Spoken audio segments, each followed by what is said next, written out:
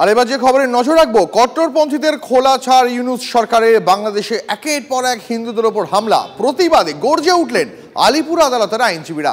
একদম আলিপুর আদালত থেকে আমাদের সহকর্মী সুপ্রিয় রয়েছেন আমাদের সঙ্গে। সুপ্রিয়, ঠিক কি হলো আজকে আদালতে?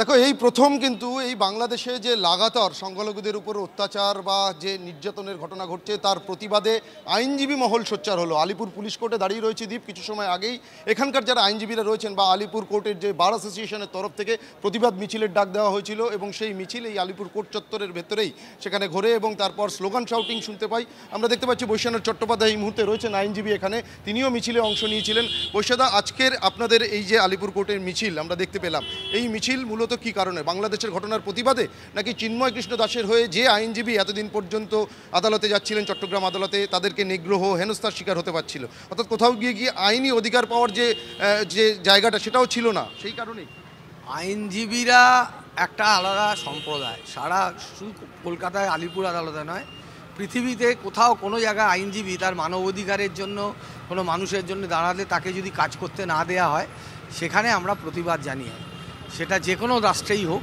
যে কোনো দেশেই হোক। আমরা আইনজীবী, আমাদের পেশা এটা, আমাদের মানুষকে ডিফেন্স করা কাজ। আমরা যে কোনো জায়গায় ডিফেন্স করতে মানুষের জন্য যাই, সেখানে যদি আমাদের কাজে বাধা দেওয়া হয় তাহলে আমরা তার প্রতিবাদ জানাই। আজকে আলিপুর আদালতের আইনজীবীরাও তার প্রতিবাদ জানিয়েছে। এই প্রথম আমরা দেখলাম যে ইতিপূর্বে বিভিন্ন রাজনৈতিক থেকে শুরু করে বিভিন্ন ধর্মীয় সংগঠন তারা সোচ্চার হয়েছেন, রাস্তায় নেমেছেন, প্রতিবাদ করেছেন, কিন্তু আইনজীবী হিসাবে এই আলিপুর বার অ্যাসোসিয়েশন এই প্রথম রাস্তায় নেমে প্রতিবাদে সোচ্চার হল। হ্যাঁ, আলিপুর বার অ্যাসোসিয়েশন আইনজীবীদের পক্ষে আন্দোলন করবে। আইনজীবী যারা আছেন তারা কোনো জায়গায় কোনো কাজে ব্যাঘাত হলে, ব্যাহত হলে আইনজীবীদের পক্ষে আমরা সব দল।